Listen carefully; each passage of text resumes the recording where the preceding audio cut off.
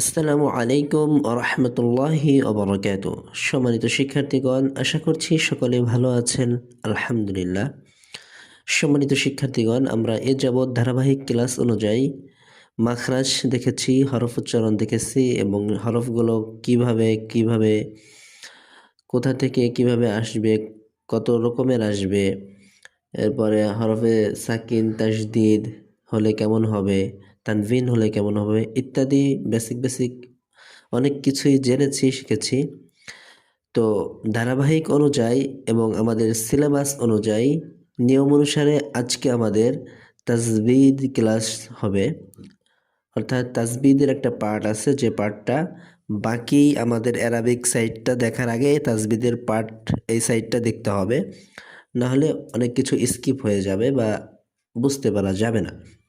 তো যার জন্য আজকের ক্লাসটি অত্যন্ত গুরুত্বপূর্ণ, বা আজকের পর থেকে তাজবিদ ক্লাস যেগুলো হবে সেগুলো না দেখলে কিন্তু কোরআন কিভাবে পড়তে হবে বা কোরআনের যে তাজবিদের বিষয় অর্থাৎ গ্রামারের বিষয়, এগুলো যদি আমাদের বুঝে না আসে তাহলে কিন্তু সহি শুদ্ধ আমরা যে জিনিসটা বলে থাকি যে সহি শুদ্ধ হবে, সহি শুদ্ধ করব, তো সেই সহি শুদ্ধটা কিন্তু সহজ হবে না। কেননা কীভাবে সহি করতে হবে সেটাই যদি আমরা না জানি বা গ্রামারগুলোই যদি না জানি, তাহলে আমরা কিভাবে কোরআন পড়ব বা কোরআনে অ্যাপ্লাই করব। সুতরাং ক্লাসটি খুবই গুরুত্বপূর্ণ, সকলে শুরু থেকে শেষ পর্যন্ত দেখার চেষ্টা করেন ইনশাআল্লাহ।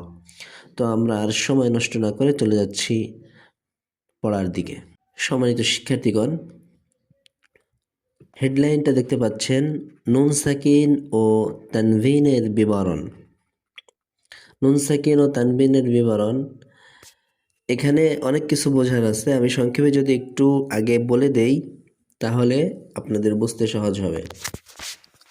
দেখেন, নুন সাকিন ও তানবিন এই দুইটা একই জিনিস, এতটুকু ভালো করে বোঝার ট্রাই করেন। আমি লাইভ ক্লাসে আবারও ক্লিয়ার করে দিব, যদি এটা আমার মনে না থাকে আপনার লাইভ ক্লাসে এটা আমাকে স্মরণ করাই দিবেন বা প্রশ্ন করবেন, মনে করে ইনশাল্লাহ আমি বুঝাই দেব যে নুন সাকিন ও তানবিন কিভাবে এক হয়। আচ্ছা, যাই হোক, নুন সাকিন এবং তানবিন একই জিনিস কিভাবে, এটা সহজে এখন একটু বলি। সেটা হচ্ছে, নুন সাকিন এবং তানবিন একই জিনিস, শুধুমাত্র লেখার ক্ষেত্র ভিন্ন। অর্থাৎ একই ব্যক্তি দুই জায়গা দুইভাবে যদি প্রেজেন্ট হয়, দুই কস্টিউমে যেরকমটা হয়, এই ব্যাপারটাও তেমন। নুন সাকিন এটা লিখলে একরকম দেখাবে এবং তানবিন লিখলে এটার চিহ্নটা একরকম দেখাবে, কিন্তু মূল ভিত্তি এই দুইটার সেম। আচ্ছা, তো নুন সাকিন ও তানবিনের বিবরণ। আমাদের এই নুন সাকিন ও তানবিন, এক কথায় আমাদের যে গুন্নাহর পাঠগুলো আছে, গুন্নাহর অধিকাংশ যে পাঠগুলো তা নুন সাকিন এবং তানবিন নিয়েই ঘেরা। অর্থাৎ নুন সাকিন ও তানবিন দিয়েই এগুলোকে বিচার বিশ্লেষণ করা আছে। তো এটা যদি আপনি ক্লাসটা ভালো করে দেখেন বা ধারাবাহিক ক্লাসগুলো যদি শেষ করেন, তাহলে বুঝতে পারবেন যে এটা কেন কিভাবে। আমরা অনেকেই জানি গুন্না হয়, কিন্তু গুন্না কিভাবে হয়, কেন হয়, এটা অনেকে বুঝি না বা মনে রাখতে পারি না। তো এই সূত্রগুলো যদি মনে রাখেন তাহলে আপনার আজকে থেকে আর এই বিষয় নিয়ে চিন্তা করতে হবে না ইনশাআল্লাহ। তো দেখুন, নুন সাকিন ও তানবিন চারি নিয়মে পড়িতে হয়। চারি নিয়ম বলতে চারটা নিয়ম আছে সেটা বলা হয়েছে, কিন্তু সংক্ষেপে চারি বলে দেওয়া হয়েছে। তো নুন সাকিন ও তানবিন পড়ার নিয়ম হচ্ছে মোট চারটা, অর্থাৎ চারটা নিয়মে নুন সাকিন ও তানবিনকে পড়ার সিস্টেম করা যায়। আচ্ছা, এখন দেখি, এক নম্বরে আছে ইজহার। সিরিয়াল অনুযায়ী যে কোনোটা হতে পারে, ওটা কোনো বিষয় না, বাট একভাবে তো লিখতে হবে, তাই লেখা হয়েছে। এক নম্বরে হচ্ছে কি ইজহার। দেখুন, দুই নম্বরে হচ্ছে কলব। কলব অথবা ইকলাব, আমরা অনেকে ইকলাব জানি, তো ইকলাব বা কলব একই। তো দ্বিতীয় নম্বর হচ্ছে কলব। তৃতীয় নম্বর হচ্ছে ইদগম। তো চার নম্বরে হচ্ছে ইখফা। এখন একটা বিষয় লক্ষ্য করেন, এই যে যে চারটা নিয়ম, এটা হচ্ছে চারটা নিয়মের নাম বলা হয়েছে, এটা হচ্ছে নাম। এখন এই নামের সাথে কিছু যুক্ত আছে যেগুলো বেশি করে লক্ষ্য করতে হবে। কথাটা ভালো করে শুনুন, আপনার কয়টার দিকে লক্ষ্য করতে হবে বুঝতে হলে। প্রথমে এটা কি, এটা কেন বলতেছেন, হ্যাঁ, সেই এটার অর্থ কি। এই যে যে নামটা বলবেন আপনি ইজহার, এই ইজহারের অর্থটা কি বা ইজহার কি, এটা মনে রাখতে হবে। বা ইজহারের কাজ কি, এক কথায় সেটা মনে রাখতে হবে। এবং সেটার অ্যাপ্লাই সিস্টেমটা কি? আমি কি বলছি তিনটা জিনিস ভালো করে লক্ষ্য করুন। ইজহার, এই ইজহারের কাজটা কি? নাম তো মনে রাখতে হবে ইজহার। এরপরে হচ্ছে ইজহারের কাজ কি এটা আমার জানতে হবে, এবং সেই কাজটা কিভাবে করে বা সেটা কিভাবে অ্যাপ্লাই হয় এই সিস্টেমটা আমার জানতে হবে। ব্যাস, তাহলেই আপনি সব কিছু বুঝে যাবেন এবং সহজেই কোরআনে অ্যাপ্লাই করতে পারবেন।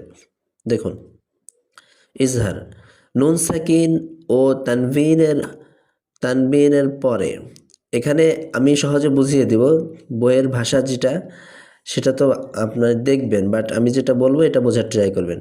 নুন সাকিন ও তানবিনের পরে হরফে হালকির কোনো একটি হরফ আসিলে উক্ত নুন সাকিন ও তানভিনকে খুব স্পষ্টভাবে উচ্চারণ করিয়া পড়িতে হয়। এক কথা ইজহার হচ্ছে জাহির বা স্পষ্ট করা। ইজহারের অর্থ কি হচ্ছে আমি বলে দিচ্ছি, এখানে লেখা নাই কিন্তু আমি বলে দিলাম। ইজহারের অর্থ হচ্ছে জাহির বা স্পষ্ট করা। স্পষ্ট মানে একেবারেই ক্লিয়ার করা। তো কি বলছে, নুন সাকিন ও তানবিনের পরে হরুফে হালকির কোনো একটি হরফ। এ পর্যন্ত আগে বুঝি, হরুফে হালকি কাকে বলা হয়? হরুফে হালকি বলা হয় হলক থেকে, অর্থাৎ আমাদের কণ্ঠনালী থেকে যে কটা হরফ উচ্চারিত হয়,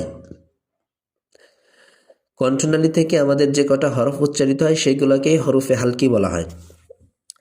তো নুন সাকিন ও তানবিনের পরে হরুফে হালকির কোনো একটি হরফ আসিলে, অর্থাৎ যে কয়টা হরফ নুন সাকিন মানে হরফে হালকির ভিতর থেকে উচ্চারিত হয়, মানে কণ্ঠনালী থেকে উচ্চারিত হয়, সেগুলোকে হরফে হালকি বলে। এবং তার মধ্যে কোনো একটি যদি নুন সাকিন অথবা তানবিনের পরে আসে, তাহলে কি বলছে, উক্ত নুন সাকিন ও তানবিনকে, উক্ত নুন সাকিন বা তানবিন কোনটাকে বোঝাচ্ছে?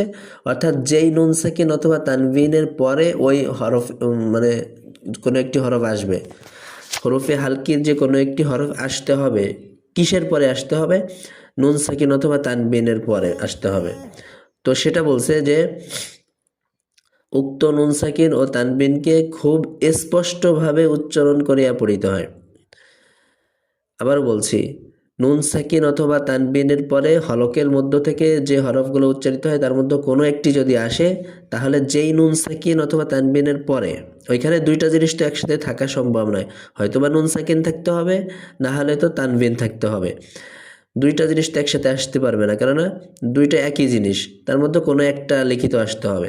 তো নুন সাকিন অথবা তানবিনের পরে যদি হরফে হালকির মধ্যে যে হরফগুলো আছে, অর্থাৎ হলক থেকে যে 6টি হরফ উচ্চারিত হয় আমাদের, 1 নম্বর মাখরাজ, 2 নম্বর মাখরাজ এবং 3 নম্বর মাখরাজের যে 6টি হরফ আছে, এই যে নিচে দেওয়া আছে, এটা আমি পরে দেখাচ্ছি।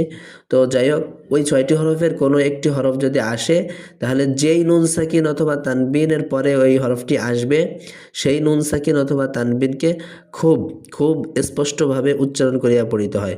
ওইখানে কোনো প্রকার গুনাহ করা যাবে না, সেটা বলা হয়েছে আর কি। ইহাকে ইজহার বলা হয়, অর্থাৎ এটাকে স্পষ্টভাষী বা তাজবিদের পরিভাষায় ইজহার বলা হয়। হরুফে হালকি 6টি যথাযথ হামজা, হা, হ্যা, খ, আইন, গইন, অর্থাৎ 1 থেকে নিয়ে 3 নম্বর মাখরাজ পর্যন্ত যে হরফগুলো আছে হরুফে হালকি, ওইগুলোকেই বলা হয়। এখানে এই যে লিখে দেওয়া আছে, এই অক্ষরগুলির উচ্চারণ স্থান অর্থাৎ মাখরাজ হলক বা কণ্ঠনালী, এই জন্য ইহাদিককে হরফে হালকি বলা হয়। এগুলো হলক থেকে উচ্চারিত হয়, যার জন্য এগুলোকে কি হরফে হালকি বলা হয়। আমি যথেষ্ট পরিমাণ ভেঙে বলার চেষ্টা করতেছি, যে একেবারে বেসিক যারা একেবারেই না জানে তারা যেন সহজে বুঝতে পারে, এই জন্য একটু বিস্তারিত হচ্ছে বা লং করতেছি, যাতে একটা মানুষ শিখতে পারে। আমার ইচ্ছা আপনাকে শেখানো, এজন্য যথেষ্ট চেষ্টা করছি। এখন উদাহরণ দেখি, এখানে যে কথাটা বলা হয়েছে যে নুন সাকিন অথবা তানবিনের পরে হরফে হালকির কোনো একটি হরফ আসিলে গুন্না ছাড়া পড়তে হবে স্পষ্ট করে, সেটার কিছু উদাহরণ দেখেন। এই যে দেখেন, আমি কিন্তু সহজে বোঝানোর ট্রাই করতেছি, কেউ কঠিনভাবে বোঝার ট্রাই করবেন না। এই যে মিম নুন জের মিন, আলিফ জবর আ বা হামজা জবর আ, জিম জবর জা, লাম 2 জের লিন, এখানে লেখা আছে মিন আজালিন। এখন দেখেন, এই যে নুন সাকিন আসছে, এইটা নুন সাকিন, নুন সাকিনের পরে কি আসছে, যে হামজা আসছে, অর্থাৎ হরফে হালকির মধ্যে হামজা আছে। এর জন্য এই যে হামজা যেহেতু চলে আসছে, এই জন্য এই নুন সাকিন এখানে কোনো গুন্নাহ করা যাবে না, এখানে পুরো স্পষ্ট করতে হবে। এখানে মিন আজলিন, মিন আজালিন, মিন আজালিন এভাবে বলতে হবে, ঠিক আছে? কিন্তু মিং আজালিন এইভাবে গুন্নাহ করা যাবে না, গুন্নাহ করা যাবে না। কেন? কেননা এটা স্পষ্ট করে পড়তে হবে। আমাদের শর্ত অনুযায়ী নুন সাকিন অথবা তানবিন যদি থাকে এবং তারপরে যদি হরফে হালকির কোনো হরফ থাকে তাহলে ওটা স্পষ্ট করে পড়তে হবে।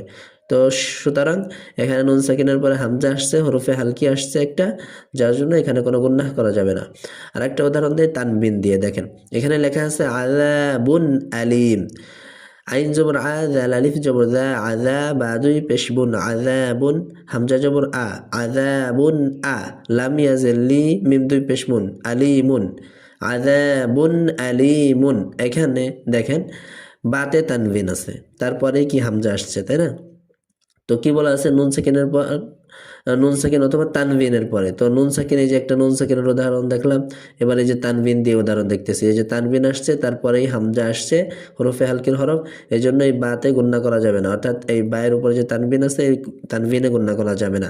আযাবুন আলিম এভাবে স্পষ্ট করে পড়তে হবে, কখনোই আযাবুন আলিম এইভাবে পড়া যাবে না। তারপর এই যে নুন সাকিনের পরে হা আসছে, হরফে হালকির হরফ, এই যে তানবিনের পরে হা আসছে, হরফে হালকির হরফ, এই যে নুন সাকিনের পরে হা আসছে, তানবিনের হরফ মানে হরফে হালকির হরফ, এই যে তানবিনের পরে কি আসছে, হরফে হালকির হরফ হা আসছে, এই যে নুন সাকিনের পরে আইন আসছে, এই যে তানবিনের পরে আইন আসছে, এই যে নুন সাকিনের পরে খ আসছে। অর্থাৎ এই যে এই উদাহরণগুলো সব ইজহারের, অর্থাৎ এই যে যেটা আমরা পড়েছি ইজহার, এই শর্ত অনুযায়ী এই উদাহরণগুলো এখানে সব ওইগুলো টানা হয়েছে। তো বিষয়টা আপনারা কিভাবে বুঝতে পারছেন আমি সহজে বোঝানোর ট্রাই করেছি।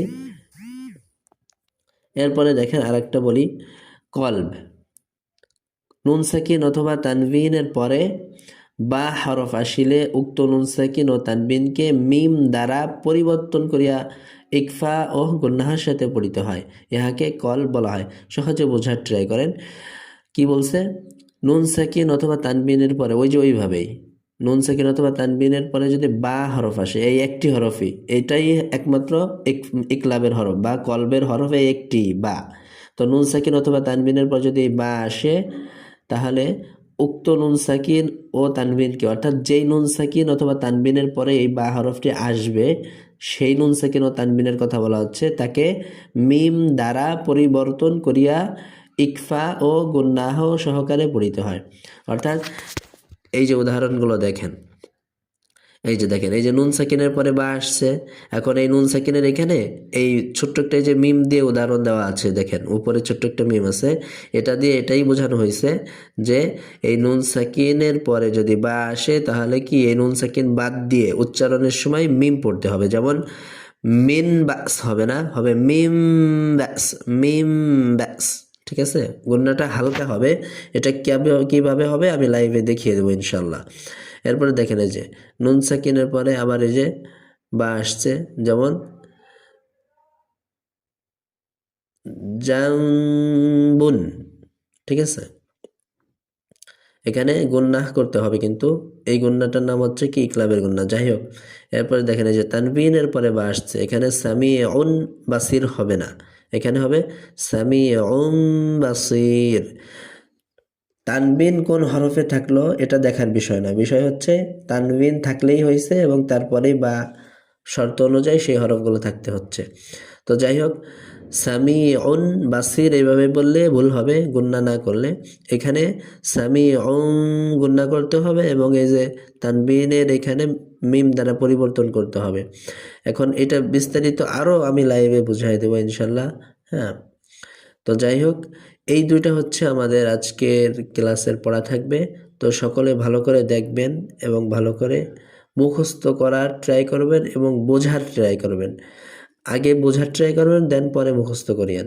বুঝতে পারলে ওটা মনে রাখা সবসময়ের জন্য, আজীবনের জন্য সহজ।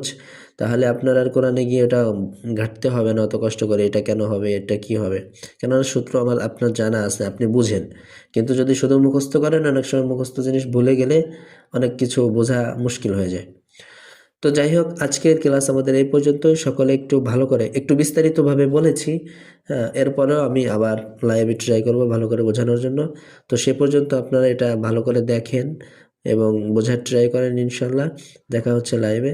সকলে ভালো থাকেন, সুস্থ থাকেন। আসসালামু আলাইকুম আ রহমতুল্লাহি আ বারাকাতুহু।